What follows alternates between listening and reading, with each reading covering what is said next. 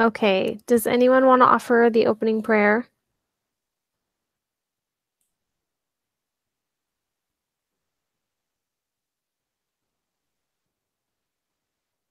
No volunteers? I can do it. So, all right. Our dear, kind, and gracious Father in heaven, we thank thee for today, and we thank thee that we are able to gather together and discuss the things we are learning. Please bless that thy Spirit will be with us, that we'll be able to learn something new, and that our hearts will be open so that we may be able to see different perspectives. And we love thee, and we say these things in the name of thy Son, Jesus Christ. Amen. Welcome, Renee. Okay. So this is a different week compared to all of the rest of the weeks that we've experienced. I think all of you probably felt the same way. This felt, I don't know, it felt kind of more warm to my heart because it didn't, I didn't feel like I was having to combat the UN this week. So with that being said, is there anything that anyone really wants to talk about before we just start jumping through the questions?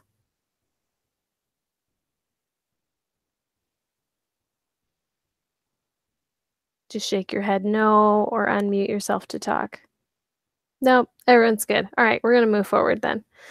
So let's first talk about the should we teach that if you don't know what you're voting for, that you shouldn't vote. Anna, why don't you start us off with that?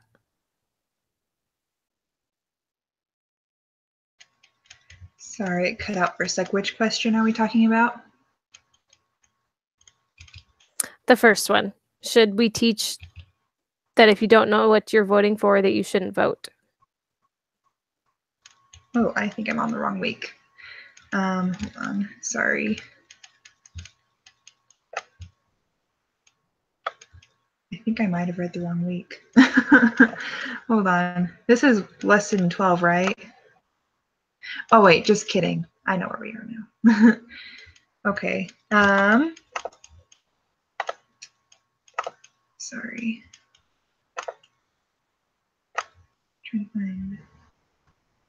Okay.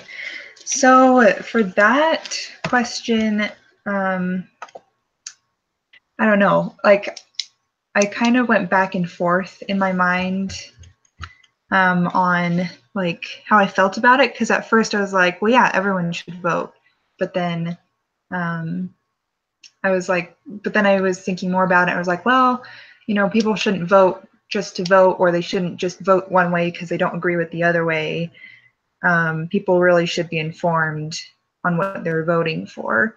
And so I think my stance on it is that we should only vote if we know what we're voting for, because otherwise it's like we're kind of giving up or not really caring what we believe in if we just vote, you know, without reason to it, I guess. I know obviously there hasn't been an election in over a year now, but I had several friends who said, you know, oh, I'm only voting this way because I don't like the other person, or and I was like, okay, well, back then I thought, okay, well, that's fair, but at the same time, you know, they really didn't agree with the other person either, and they were just voting just because they hated one person less. And so I think it's really important to actually believe in and support what we're voting for, and that we shouldn't just vote one way because we feel less bad about that one than what we're voting against, if that makes sense. So, yeah. Yeah, that does make sense. I wanted to tell a story that I learned this week that goes along exactly with this this voting part. So I live in Mesa, Arizona, and the previous mayor was elected into office without people actually knowing what he stood for or what he did. And he ended up selling off a lot of the water rights that we have in Mesa, Arizona. And obviously, we live in the desert, and water is a very precious commodity. He sold it off so that he could build a baseball field. And needless to say, after he did that, he was not reelected. But we as the people paid the price because nobody did their research before going in to vote for him. They voted for him because he was popular. They didn't know what stances he had, what intentions he had. And so we suffered as a community. And if anything happens, we will suffer even more because we don't have rights to our own water anymore. It now belongs to Egypt. So I didn't even know that that happened. And I voted in that election that put him in. So it really is important that if you aren't informed, don't vote, because you're going to hurt. You can hurt the other party that needs the vote, or vice versa. And we all saw with this last election just how important it was that voters went out and voted. It's been one of those few elections where it actually showed that people getting out and voting was important. So if you don't know, I feel that you don't vote. Does anyone else have anything else they would like to add to that?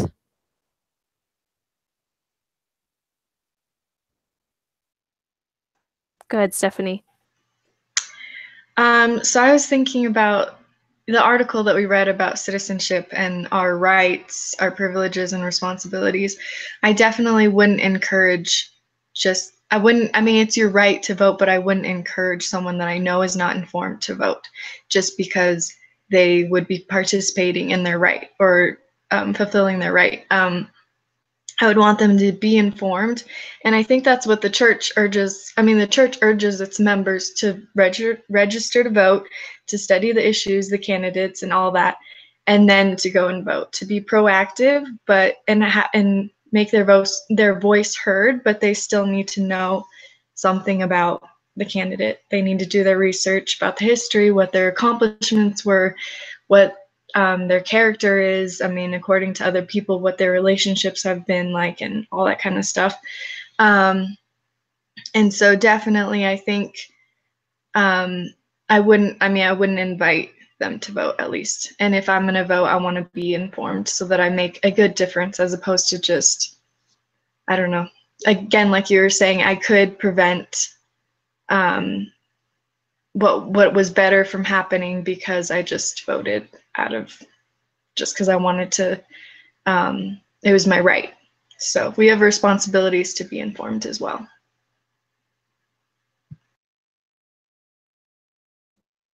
Thank you for adding that. Does everyone feel? I'll say something. Okay. I'll just say something real quick. I just remember when I was in 8th grade, we were learning about U.S. history a little bit, just a little touch on it. And we were talking about government and how it's organized. And I remember the most important thing that our teacher wanted us to learn was that Congress makes the laws. Like, that's over and over again. We were supposed to repeat it. We repeated it over and over and over again when we learned this section.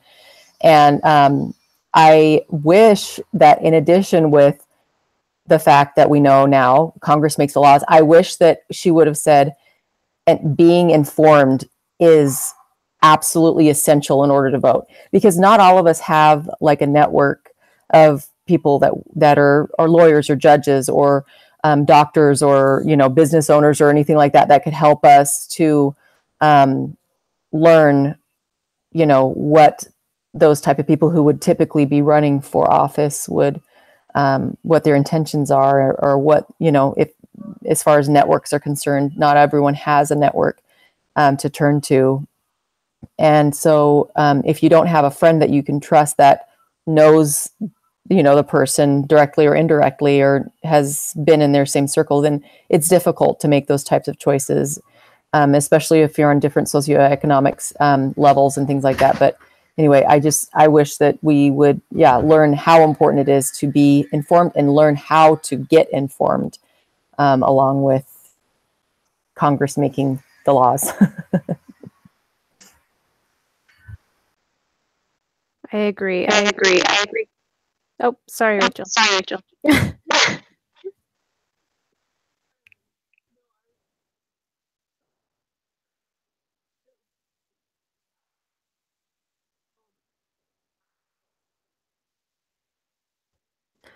Rachel, we can't hear you.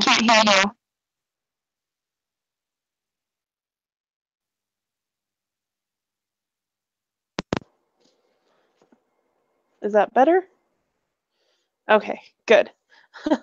Sorry, I played the devil's advocate on this one. I kind of said that we shouldn't just teach, hey, don't vote if you don't know what you're thinking or what they are or who's running. Sorry, my brain's frazzled. No, but to encourage people to be informed. I kind of think it's an easy out. If people don't want to be informed, then hey, they just don't have to vote. It's not their responsibility.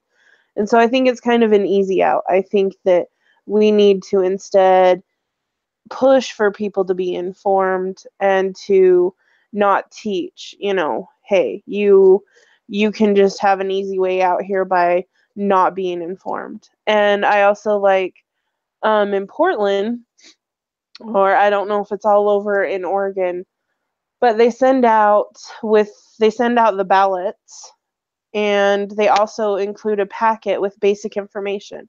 Now, I know that it's probably very biased, but at least it's a starter. They send out a packet with basic information on everything that's being voted on. And I think that's a starter that more states could implement to help people who don't have the opportunities to have a support group to help them be informed. So that was my thought. Thank you for sharing that, Rachel. I think that segues perfectly into in the next question, where it talks about, how do we reconcile the premise between the don't vote and what the first presidency says and urges. And that was the very first thing that I put, because in Arizona we do the same thing. We sign up and they send us a ballot and they send us the information. And it's a huge teaching opportunity, because I was able to show my children how I was researching each candidate, because I wasn't only following what they had sent out, but I looked up online, what were their actual social media pages saying about them, and what were these things doing. And I took it as an opportunity to teach my children. And then they watched as I turned that ballot in on election day. So I agree that that's one of the strongest ways that we can encourage being a knowledgeable voter, because there are so many things on the ballot as it is. It's like memorizing for a test. So does anyone else have any suggestions that they would like to share?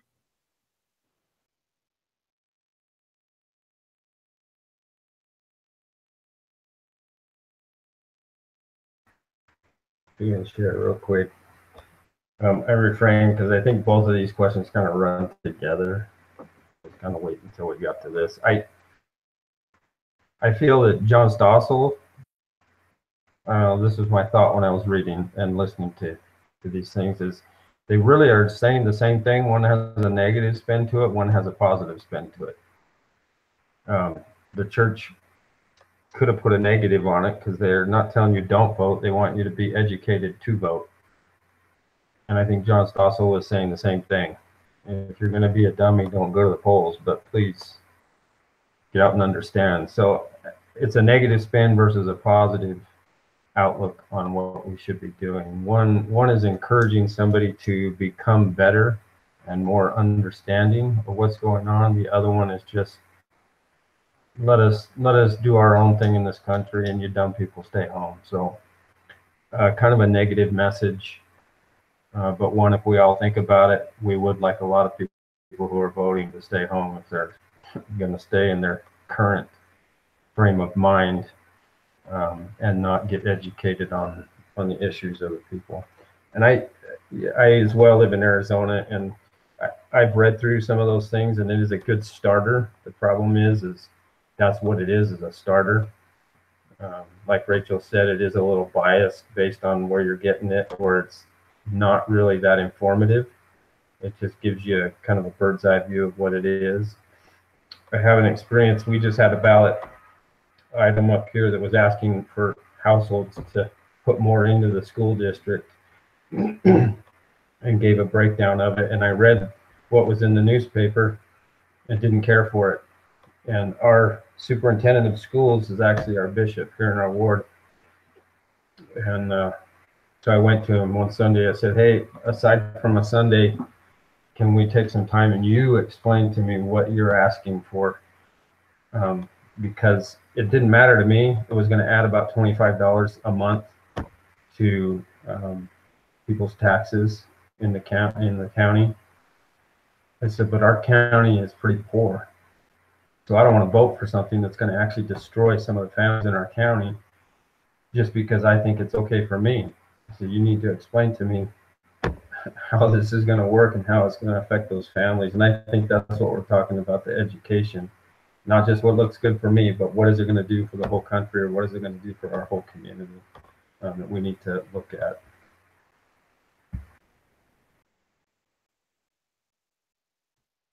Thank you, Jeff.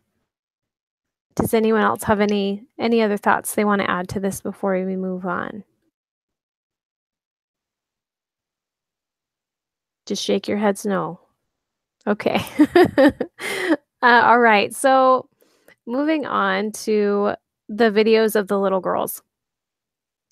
So, Renee, I'm going to have you start off with, do you think these girls are being sincere or just parenting back the things their parents told them to say? Okay, so I think when you're a child, a lot of the things that you understand are parroting back, but I think there's something to be said about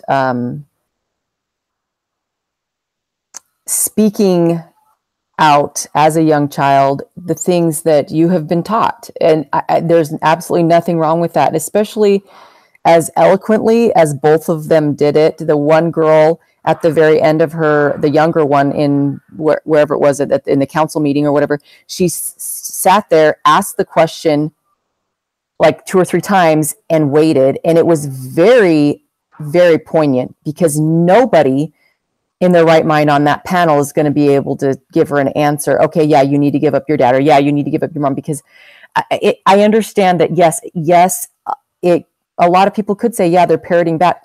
But what's the difference between standing up and repeating the things that you feel like are true too? You trust your parents.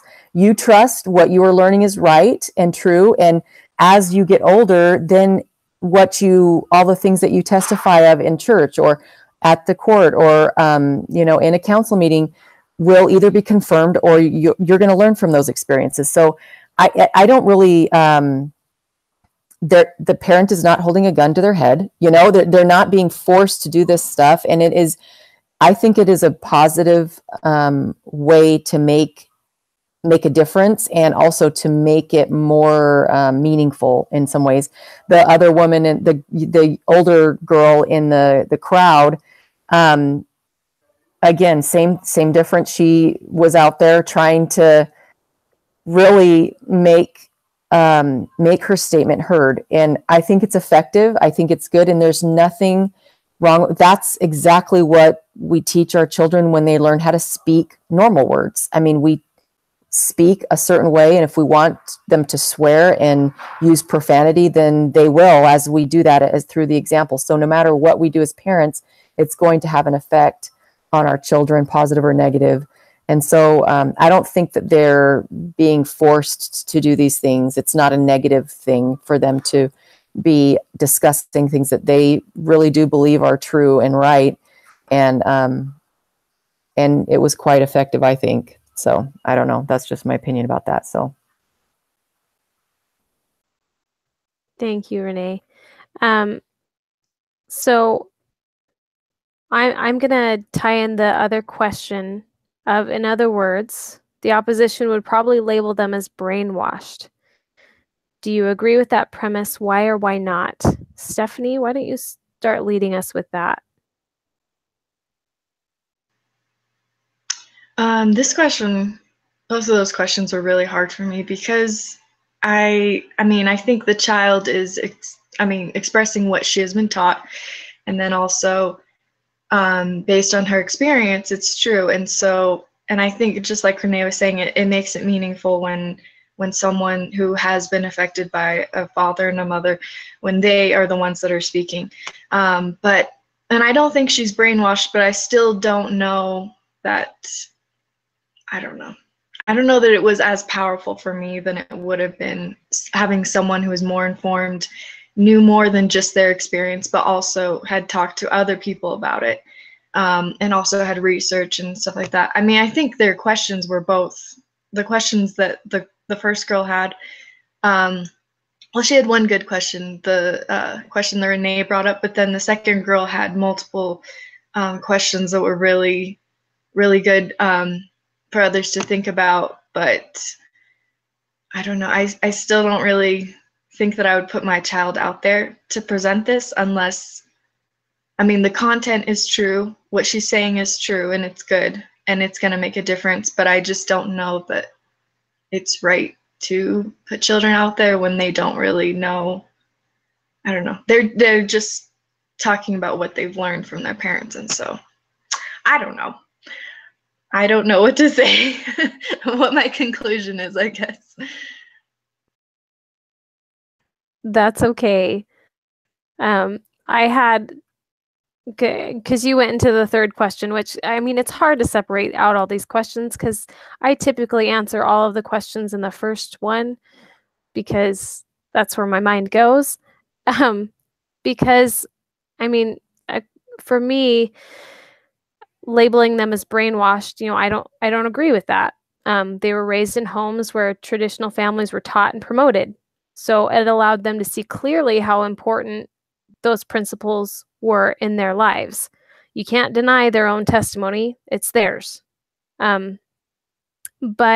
in the same category, I had differing views from my parents when I was growing up and how they raised me. And even in my teen years, we didn't see eye to eye on things. And even as an adult, we don't see eye to eye on the same things in parenting and in several things. So, I don't feel that children are carbon copies of their parents. However, I do not think they should be advocating because they're children. They should not be the ones who have to advocate for themselves. Parents and adults and the community are the ones who are supposed to be protecting children. So if we've come to this place where the only advocates who are going to be for children are children, that's not good. That's really, really bad. And so I do not think that children should be advocating for themselves, no matter how poignant or how wonderful they are, because it's not their place. It's not where they should be. They should be worried about being kids and about developing in their own ways, not protecting the world. So on that,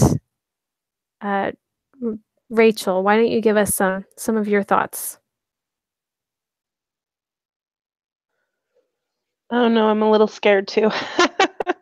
I thought that both of the girls, I didn't feel like they were brainwashed by any means. I think that anybody that has had a major influence in their life, whether it be a mother figure, whether it be a father figure, whether it's an aunt, uncle, whatever it is, cannot deny the influence that they have had in their lives.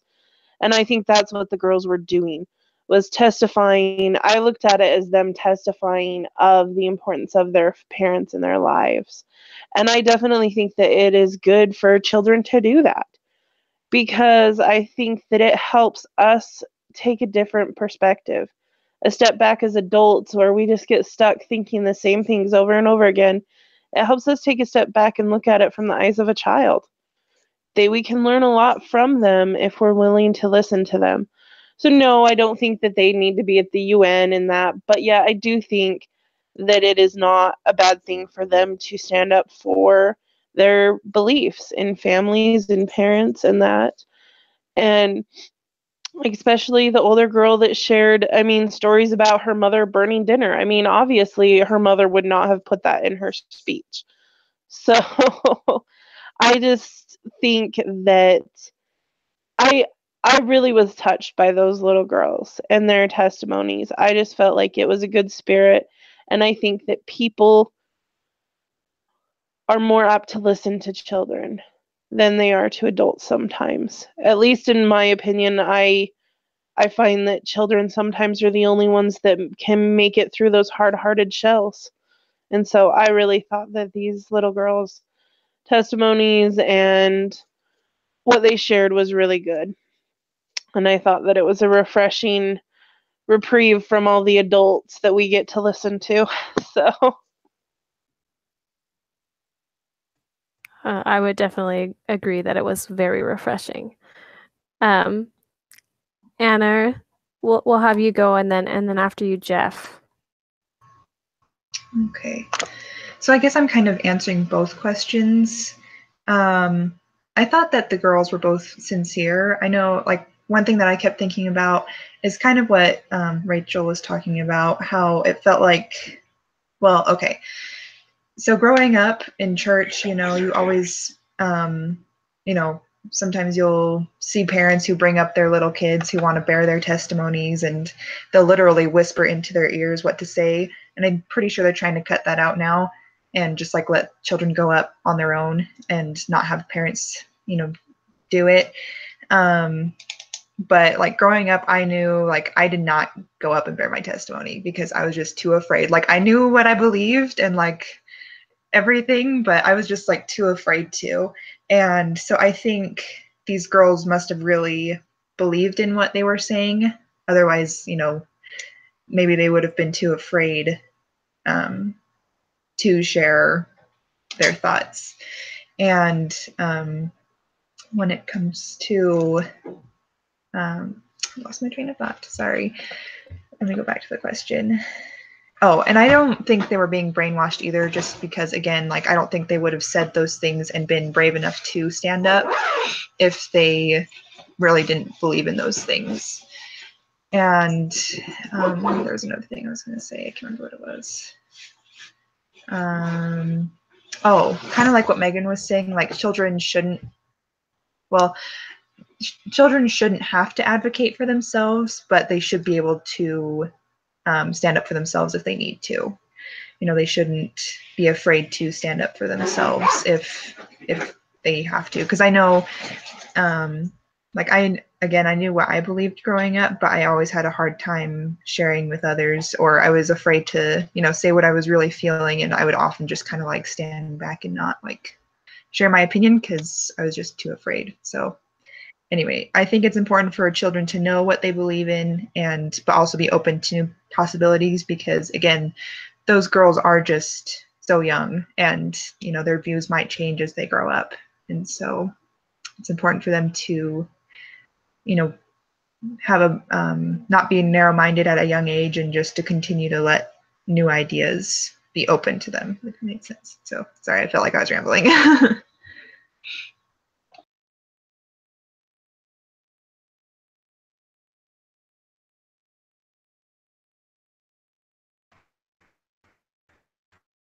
Sorry, couldn't get my mic on. I don't know. I'm gonna be, maybe some of you will shoot me by the time I'm done. The little girl, I don't know if that was her father sitting next to you first started talking. He was what was on that piece. It stopped after about it's in. I have no clue whether any of you caught that.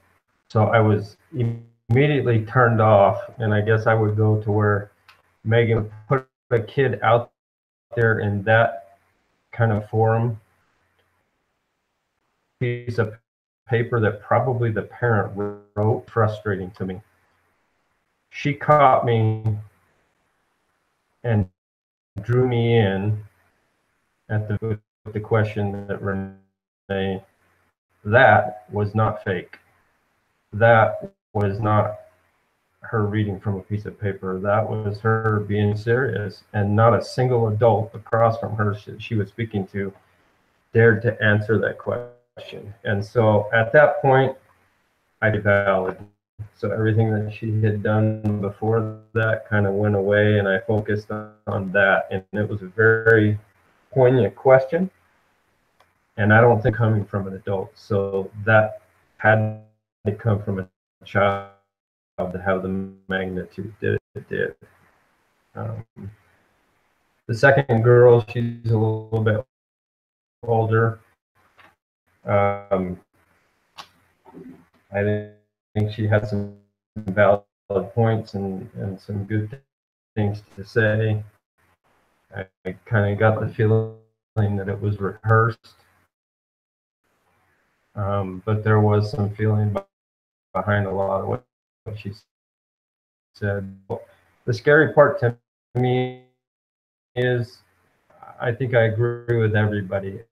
I think it has its time, it has its place, and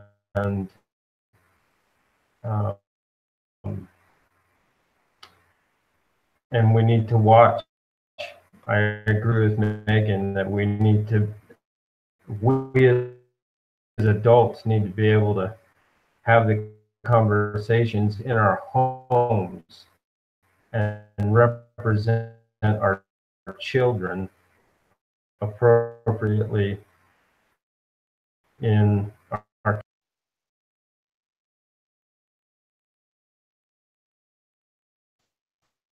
I have an additional comment to make, if that's okay. So with all the comments and everything that have been made, so when I was, well, first of all, having children advocate for themselves, I don't think we should definitely consider their opinions in making policy, but since children's brains aren't fully developed anyway, we really have to make the decisions as adults, what is best for children and for families and things like that. And then on the second hand, when I was, I had to witness at a school board meeting twice regarding the sex education curriculum that was trying to be voted in. And there were a lot of teenagers that were there that were trying to advocate. They were, from the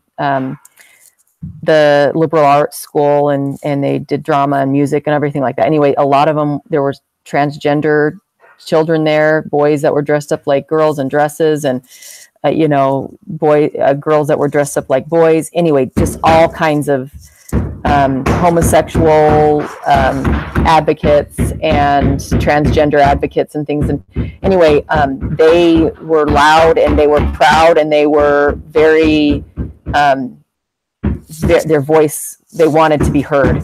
And so that being said, this is the opposite of the things that we heard this past week from those two, which, we kind of probably more likely side to that. But obviously we need to listen and then decipher as adults where the pain is coming from, where, how can we remedy the whole situation and not just focus on the topic, but focus on the root cause of the issues and the problems that people are, children are coming into pain and frustration and needing help to overcome. So as adults, we definitely need to listen to children to kind of diagnose the problem and then move forward making policy that will help children in the long run. So that's just the thoughts I had finally. Thank you for bringing up those points, Renee. Did anyone else have anything to say about children advocating? Nope. Okay, then we're going to move on to what I considered absolutely crazy. Was the what women know. So Jeff, because you are not a woman, I'm going to let you lead us into this. Go ahead and give us your thoughts of any one of those questions.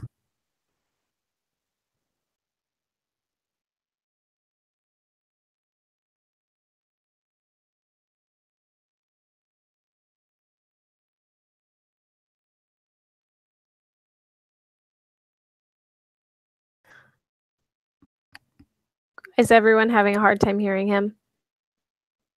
Yeah, we can't hear you, Jeff. Try again.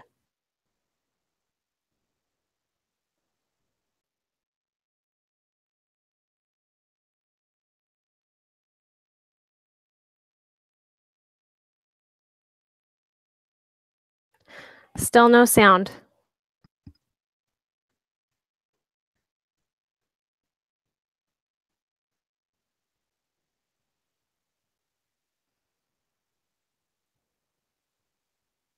Everyone shake your head if you can't hear Jeff.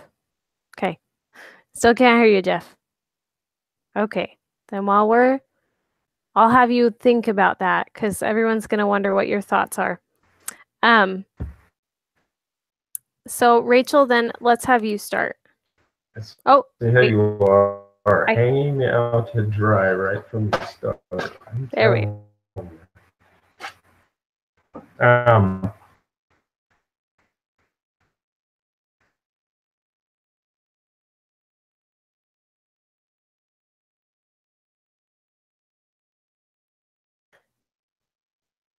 We heard you for a minute and then you muted yourself again.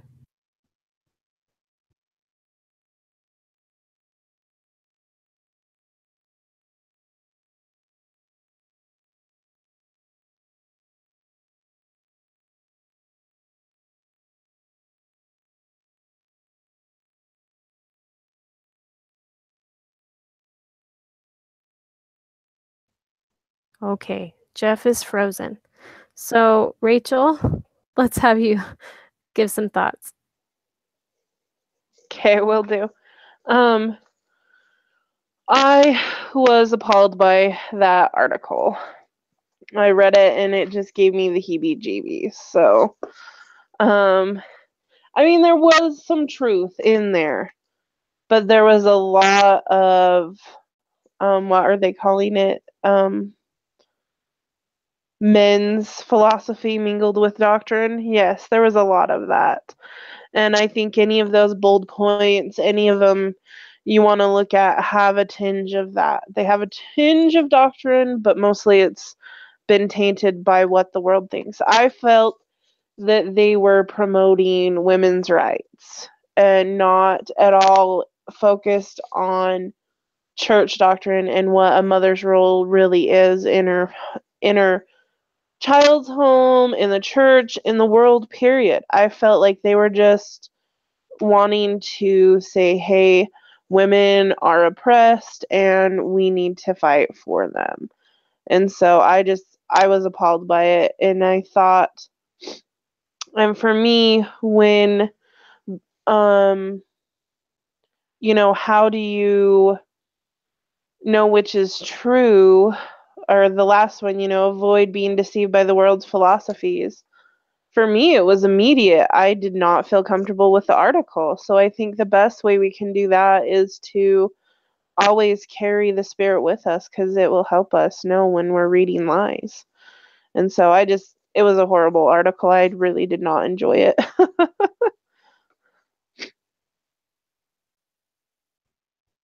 Thank you. Jeff, do you want to try and give that another shot? Is it working this time? No idea what the problem was. I didn't do anything different. Time fixes everything, I guess. I loved Julie Beck's. That is right on.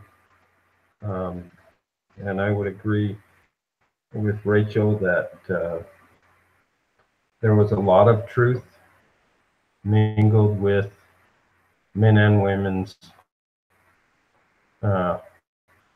personal input. And I printed that off only because they asked us to. And I went in and I don't know where I put it. I wish I had it. I know exactly the one I wanted to share with you because it's the one I went in and shared with my wife. My heart was aching for these children of our Heavenly Father who have truth in their life. These are members of the church. And he is The adversary is infiltrating into the hearts of those who know, and have them looking at the world through where we're at today. I am on this call with 5 of our Heavenly Father's daughters who have the most important part in earth. And to see the women who wrote that article say that the story in Helaman with the 2,000 Strickland warriors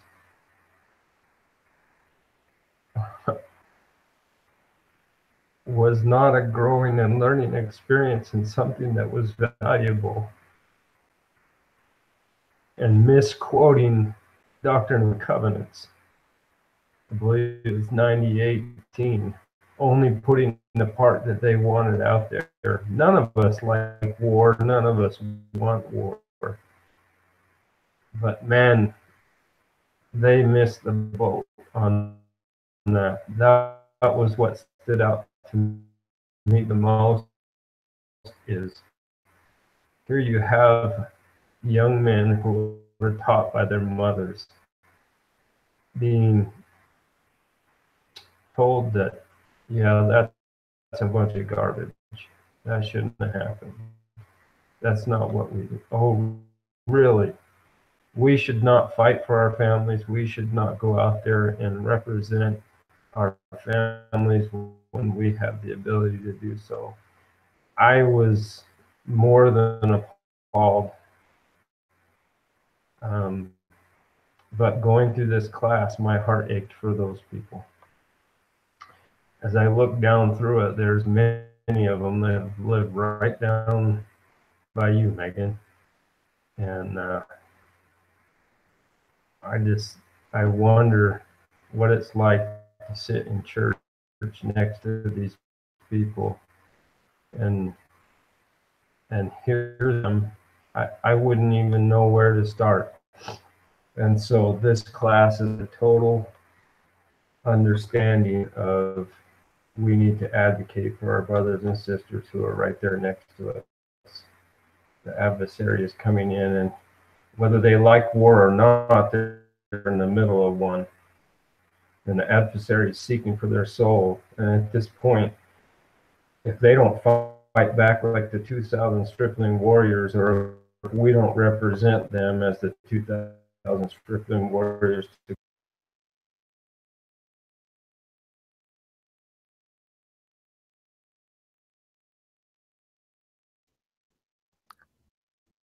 don't know if you meant to, but you muted yourself. But if I think that they have the most important part to the plan of our Heavenly Father. And I love each one of you. I'm grateful for what you do. And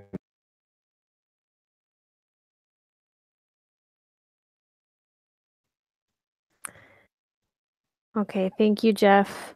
I think that we can have the recap now and end on that note. Is everyone good with that? Okay, Jeff. One more time.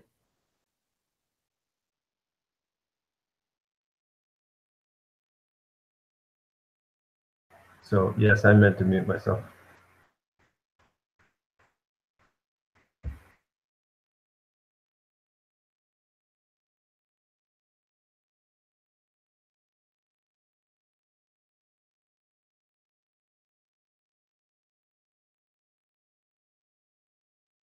Well, we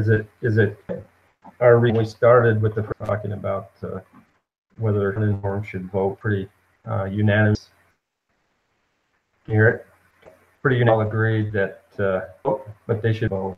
And so the teachings of it out and learn and understand what is out there is where most of us really, all of us were there. It also was brought up that it would be nice if we were given information, which some states have done that we shared here, so that we can understand those things that are on the ballot. But at the same time, everybody agreed that that was not sufficient enough. That was just basically a starting place for us to be informed. The next question, hang on.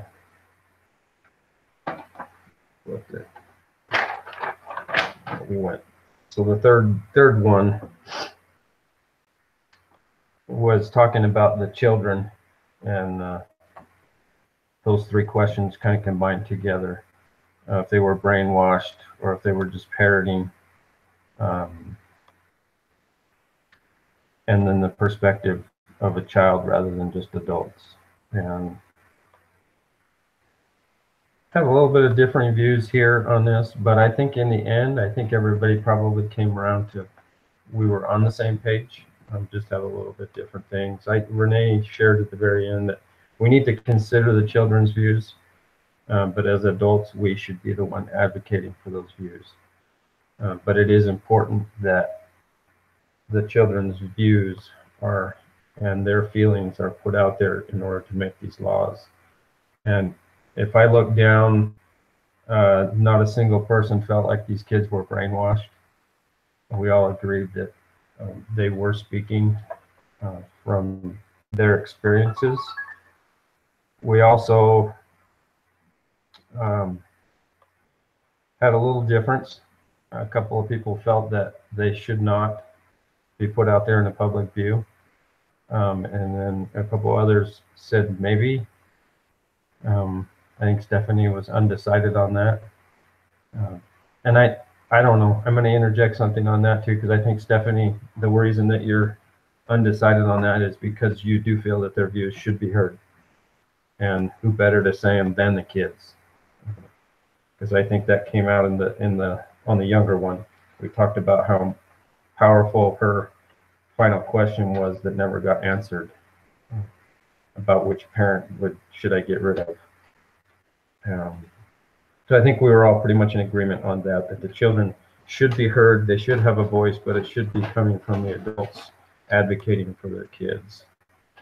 And then promoting women's rights, or talking about what women know. Well, we only heard from a couple of us, but I'm pretty, because it got sent back that way, that everybody else is pretty much in agreement on here that there was truth spoken in that article, but it was mingled with quite a bit of personal or man's view of what is out there. And I don't need to reiterate what I said or I'll cry again. So we'll end on that. Thank you, Jeff.